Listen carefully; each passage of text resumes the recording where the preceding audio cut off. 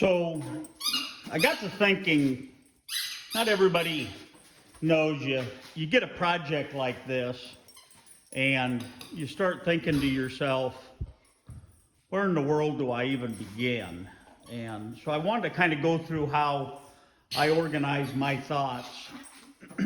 And the first thing I do is I hang a butcher block up here, and this is how I break it down.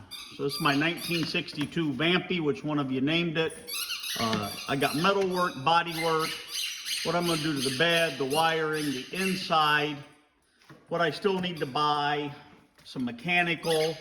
So here's where I'm at. So I had the bed rails, I finished them, and I lightly scratched it out. Lower door corners. So you've seen me work on that. I got the rear corner around the gas fill neck. So when I go and I'm looking at the car, I'm like, that's bad. So I got to address that. So that goes on my list, around the fill neck. Front bumper and brackets, the front nose. This is the one that I showed you, the 13-year-old boy came over to learn some metal work. Well, I still got to address it and finish it up. The driver rocker. As we look over here, we got some rot down here. So I got to address that. And you also see on the body, I put an arrow, I write with a piece of chalk and circle where I got to fix. And we can go on down. I got to finish the cab, drip rail. Now the cab's done, you've seen that. Fabricate the headliner, I've done that. The sun visors, inside bedside walls where I put the wood inserts and welded that, and the battery door. Then over here on the bed, seam seal the cab and the bed and the drain holes. So I basically just go down and I start making a list. What do I got to do inside? Well, the back of the cab metal work and the cab corners and the valance. So what do I still have to do? Well, I still have all the stuff that's not crossed off. We get into the inside, I still got to install some trim and glass and rubber. And I try to list everything. Mount the mirror, the shifter boot, which I just ordered a shifter boot and that heater bracket from Corvair Parts. I can't remember their exact name, but I got door handles and window wipers, and so I kind of list that. But I'm a visual person, so then I come over to my sketch pad and I kind of lay out. This is for the exterior. I draw the front and the side and the back, and I just put, hey, I got to put new rubber, the front glass. I got to address that front area there, and bumper brackets. Then I go into the driver's side and I'm going to epoxy this drip rail. I got to put the new glass and rubber in. You can see here, this is by the gas cap, and I got to address this, and the lower door corner. I can check that off on my passenger side. You can see it over here. And I just start marking all the bad places. Over here, inside the access door, rear bumper brackets, the gravel pan.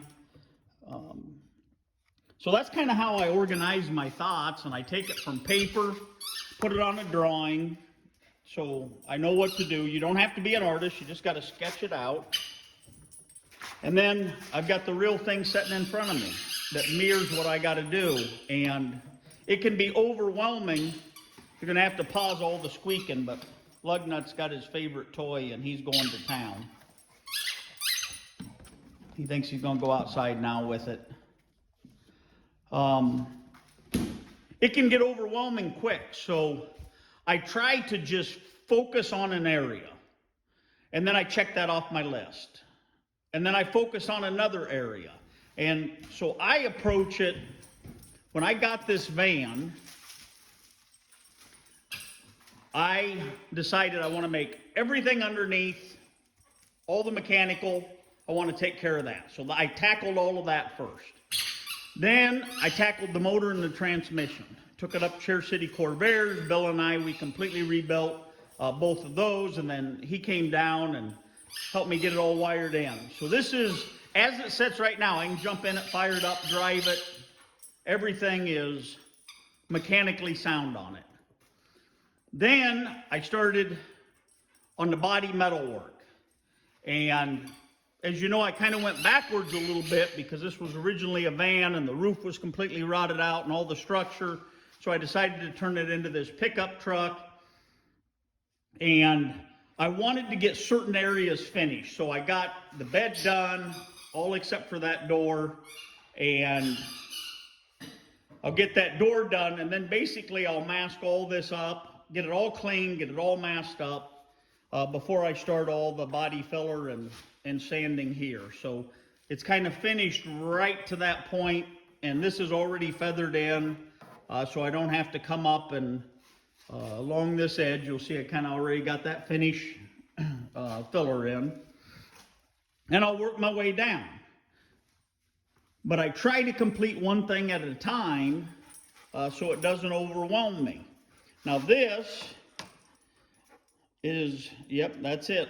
Lugnut's pointing it out to you right here. This area concerns me because mechanical's done. Gas tank's got about 5 gallons of gas in it. This is where the gas is. This is going to require some welding. So I'm probably going to disassemble all of this. Seal that tank up real good, put a bunch of wet rags underneath before I even start attempting this area, because I'm sure the heck not going to weld where those gas fumes are. Rest of it, and so this will probably be the last thing I attack, but that's kind of my thought process.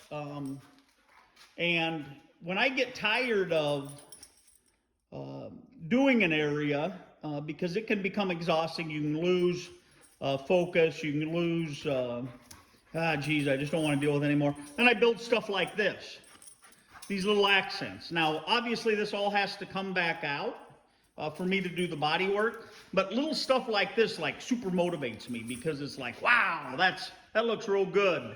And, you know, I put a new antenna on. Well, it's got to come back off, but it just gives you this feeling of you're accomplishing stuff. So that's why I do that. I take a little break from major stuff and go into some more detail stuff. Then I come back and get remotivated and start finishing. So not a real technical video, but I just wanted you to walk through kind of what my thought process is and kind of how I do things.